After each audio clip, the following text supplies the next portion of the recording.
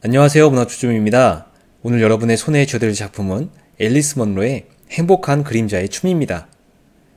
앨리스 먼로는 1931년 캐나다 온타리오에서 태어납니다. 10대 때부터 습작을 시작할 정도로 문학에 관심이 많았죠. 대학에서도 영문학과 언론학을 전공하기도 했던 먼로는 결혼 후에 서점을 운영하며 작품 활동을 했습니다. 꾸준히 단편소설들을 주로 집필, 발표하면서 영어권의 대표적 단편작가로 자리매김하게 되었는데요. 그녀는 지난 2013년에 노벨문학상을 수상하게 되는데 캐나다 국적 작가로서는 최초였을 뿐만 아니라 단편소설 작가로서도 최초 수상이라는 기록을 남겼습니다. 노벨문학상 수상 이후에 우리나라에서 먼로의 책 판매량이 1000배가 넘게 급증했다는 소식이 들려오기도 했었죠. 앨리스 먼로의 데뷔작이자 대표작이 바로 행복한 그림자의 춤인데요. 정확하게는 이 작품이 포함된 단편 소설집이 데뷔작입니다. 1968년에 발표된 이 단편 소설집에는 이 작품뿐 아니라 많은 단편 소설들이 포함되어 있으니 읽어보시면 좋을 것 같고요. 앨리스 먼로는 이 작품을 통해서 캐나다의 권위 있는 문학상인 총독 문학상을 수상하기도 했습니다. 올해 노벨문학상 수상자 발표를 앞두고 캐나다 여성 작가들의 이름이 언급되었었는데요. 앨리스 먼로가 수상한 지 얼마 되지 않아 가능성이 낮다는 의견도 많았습니다. 그럼 지금부터 먼로의 대표작을 함께 읽어보시겠습니다. 이 작품에 등장하는 주요 인물들을 소개하겠습니다. 이 소설의 주인공은 마살레스란 이름의 여자입니다. 피아노 강습소를 운영하고 있는 마살레스는 매년 연주회를 열어 마을 사람들을 초대하죠. 그리고 그 연주회에 초대된 어린아이인 나와 어머니가 있습니다. 이 소설은 어린아이인 나의 시점으로 서술되죠. 이들이 이 작품의 주요 등장인물들입니다. 이 작품의 주요 줄거리를 소개하도록 하겠습니다. 나와 엄마는 주로 어린아이들 대상으로 피아노를 가르치는 마살레스 선생님이 매년 6월에 여는 연주 파티에 초대를 받습니다. 엄마는 마살레스 선생님의 그 6월 파티가 매년 비슷하게 치러졌고 매해 쇠락해 가는 모습을 보기 싫어 굳이 가고 싶어 하진 않았지만 친하게 지내는 마지 아줌마와 함께 가기로 했죠. 마살레스 선생님은 아주 오래전부터 피아노 교습을 해왔기에 나이가 많았고 사실 엄마와 마지 역시 어릴 때에는 마살레스 선생님에게 피아노를 배웠었죠. 예전에는 아이들의 정서 발달을 위해서 피아노를 가르치는 것이 보통이었지만 최근에는 춤을 가르치는 것이 유행이어서 피아노 교습은 예전같이 성황을 이루지는 못합니다. 게다가 아이들의 순수성에 대한 믿음을 오랜 세월이 흘러도 버리지 않은 마살레스 선생님은 칭찬은 과하게 하면서도 꾸중은 하지 않아 안타깝게도 아이들의 실력은 좀처럼 늘지 않습니다. 매년 열리는 마살레스의 파티에는 항상 그녀의 언니도 참석을 했는데 험악하고 괴기스럽게 생긴 언니를 보는 것도 참석자들에겐 곤욕이었죠. 그리고 매년 비슷한 곡을 연주하는 아이들의 연주회가 끝나고 베풀어지는 샌드위치, 가는 아이들에게 주어지는 선물도 매년 비슷했습니다. 아이들의 엄마들은 쇠퇴해가는 교습소의 벌이로 마살레스가 어떻게 생활을 하는지 의아해하죠. 마침내 그해 마살레스의 파티가 열리고 나와 엄마는 그녀의 집에 도착하는데 예상대로 예년의 모습대로 준비되어 있었습니다. 엄마는 함께 오기로 한 마지 아줌마를 찾지만 보이지 않고 마살레스의 이웃인 클레그 부인과 처음 만나 이야기를 나누죠. 클레그 부인은 마살레스의 언니가 몸이 안 좋아 참석하지 못한다는 사실을 알리고 일찍 준비한 샌드위치에 대한 험담을 늘어놓습니다. 시간이 되어 나이 어린 순서대로 아이들의 연주가 시작되고 나 역시 연주를 하고 있는데 갑자기 10여 명의 아이들이 북적이며 들어오는데요. 알고 보니 그 아이들은 그린힐이라는 학교에 다니는 지적 장애가 있는 아이들이었고 마살레스에게 배운 그 아이들도 차례대로 연주를 시작합니다.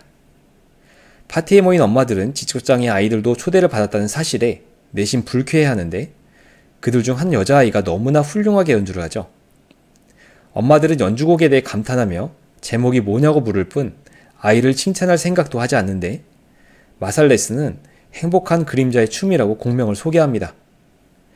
파티가 끝나고 나와 엄마는 집으로 돌아오는데 도저히 마살레스 선생님이 불쌍하다는 생각이 들지 않습니다. 이제 이 작품의 감상평을 공유하도록 하겠습니다. 먼저 이 작품의 제목 행복한 그림자의 춤에 대해서 생각해 보겠습니다. 이 작품의 제목은 그린힐 학교에 다니던 여자아이가 훌륭한 실력으로 연주한 피아노 곡의 이름에서 따온 겁니다. 이 피아노 곡은 독일의 작곡가 글루크의 오페라 오르페우스와 에우리디케의 제3막에 나오는 곡을 피아노 곡으로 편곡한 것이라고 하는데요. 실제로 이 곡을 들어보면 어린아이가 연주하기에는 다소 나른한 느낌을 주고 있어 왜 작가가 이 곡을 연주하는 것을 설정했는지 의아하게 만듭니다. 따라서 곡 자체보다는 이 곡이 원래 속한 오페라 오르페우스와 에우리디케에서 이 곡을 선택한 이유를 찾아봐야 할 것 같습니다. 오르페우스는 리라라는 악기를 기가 막히게 다루는 남자로서 ним프인 에우리디케와 결혼하지만 그녀가 죽음으로써 사별하게 되죠.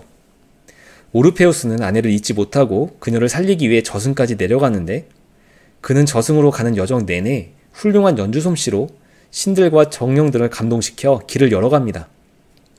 마침내 그가 저승으로 들어간 데 성공하고 아내인 에우리디케를 데리고 나오게 되는데 그가 저승에서 목격한 정령들의 춤곡이 바로 행복한 그림자의 춤의 원곡입니다. 작가가 저세상의 곡을 선택한 이유는 지체장애를 안고 살아가는 아이의 연주, 나아가 그 아이의 삶이 이 세상과는 다른 차원의 것임을 강조하기 위함이라고 생각합니다. 그렇기 때문에 현실 세계의 어른들은 그 아이의 연주를 이해하려 하지 않죠. 마살레스 선생님이야 받아들일 수 있어도 다른 사람들은 아니다. 이 세상에 살고 있는 다른 사람들은 그렇지 않다. 그린힐 아이의 연주에 감동한 사람들이지만 자신들이 지체장애자의 연주에 감동한 사실을 받아들이지 못하는 모습을 이렇게 묘사한 것인데 그린힐 아이와 엄마들이 다른 세상에 속했음을 보여줍니다.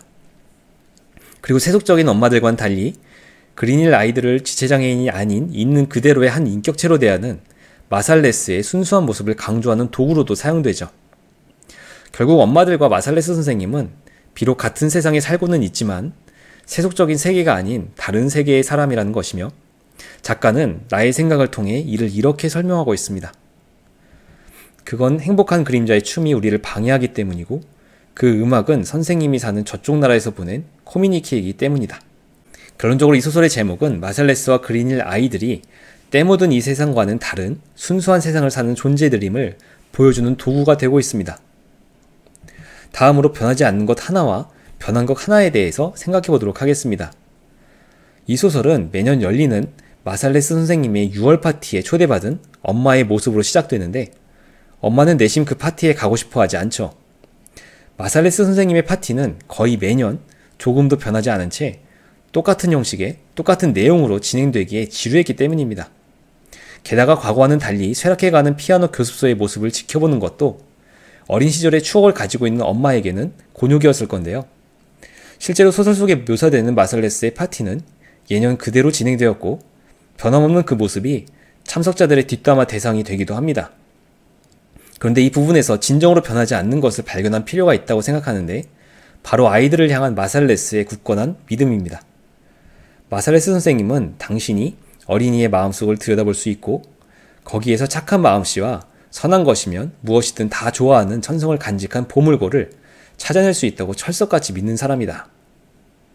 마살레스는 수십 년간 아이들을 가르치고 그 아이들이 성장해 낳은 아이들을 가르치면서 아이들의 선함과 순수함에 대한 믿음을 잃지 않죠. 그러므로 이 소설에서 변하지 않는 것 한 가지는 파티 그 자체라기보다는 아이들을 향한 마살레스의 마음인 겁니다. 그런가 하면 이 소설에는 변한 것 하나가 발견되는데 바로 마살레스 언니의 불참입니다. 파티에는 매년 마살레스 언니도 참석을 해왔는데 이번 파티에는 노안으로 인해 불가피하게 참석을 하지 못하죠. 이를 통해 독자들은 마살레스의 나이가 많다는 사실을 알게 되고 어쩌면 이번 파티가 그녀의 마지막 파티가 될 수도 있다는 느낌을 받습니다.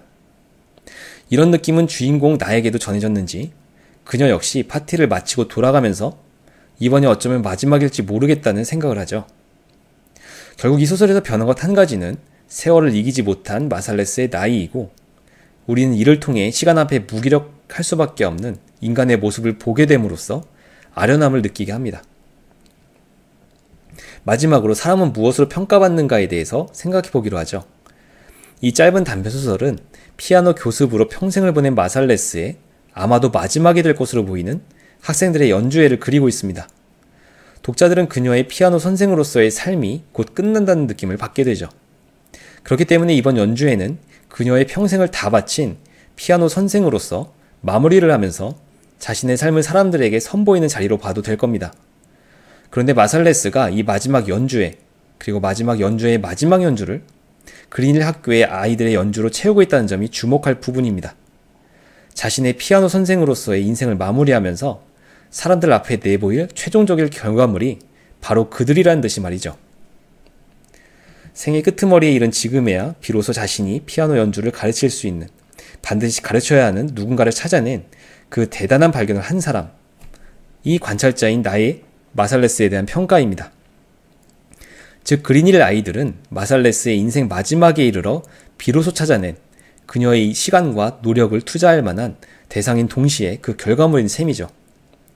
연주 파티에 참석한 대부분의 사람들은 비록 지체장애를 가진 아이들의 연주를 듣는 것에 다소 불쾌한 마음을 갖지만 마살레스가 가르친 그린힐 아이들의 연주를 듣고 큰 감동을 받습니다.